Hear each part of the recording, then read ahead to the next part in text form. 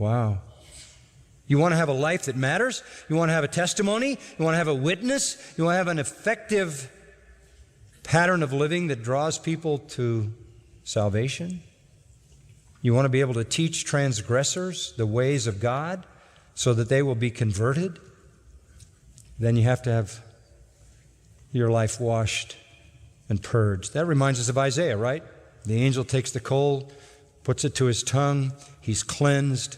The Lord says, "Whom will I send and who will go?" Isaiah says, "Here am I, Lord, send me," and he sends him. He's looking for the cleansed. Verse 14, he even expands it. "Deliver me from blood guiltiness, O God, the God of my salvation. Do this, then my tongue will joyfully sing of your righteousness."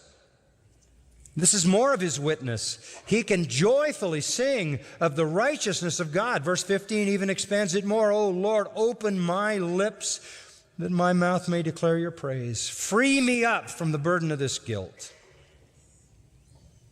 And I'll teach transgressors your ways, and sinners will be converted. And I'll joyfully sing of your righteousness, and my mouth will declare your praise." Touch the coal to my mouth like he did Isaiah's, so I can be a witness to sinners. There's a second consideration that he makes as he looks at himself. Verses 16 and 17. This has to do not with sinners, but with God. "You do not delight in sacrifice, otherwise I would give it. You're not pleased with burnt offering." That alone doesn't do it. The sacrifices of God are a broken spirit, a broken and a contrite heart, O God, you will not despise. The key word here is "you do not delight in," or "you are not pleased with." What's David saying? I want a life that pleases you. I want my life to have an effect on sinners, to lead them to conversion. I want my life to have a positive effect on you. I want you to delight in my life. Wow. I want my life to please you. I want you to find pleasure in my life. And then finally, it's the saints. He understands that if his own life isn't right, he's not going to be useful to the saints.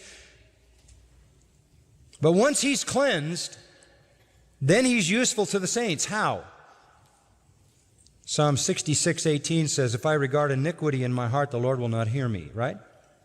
If my life is impure, my prayers don't get answered. That means I can't pray for you and expect an answer. So in verses 18 and 19, he prays for his people. "By your favor, do good to Zion. Build the walls of Jerusalem. Restore Jerusalem in righteousness. Then you will delight in righteous sacrifices," because they won't just be offerings that are external. They'll be righteous sacrifices and burnt offering and whole burnt offering, and then young bulls will be offered on your altar, meaning with a right attitude. The point being that he now feels that he can pray for his people. The point is this: if my life is not pure, then I can't be an effective evangel to the sinners. I can't bring delight to God. And I can't be useful to intercede on behalf of the saints. The prayers of a righteous man produce much. What's at stake here? Your usefulness to the lost, your usefulness to the church, and even your usefulness to God.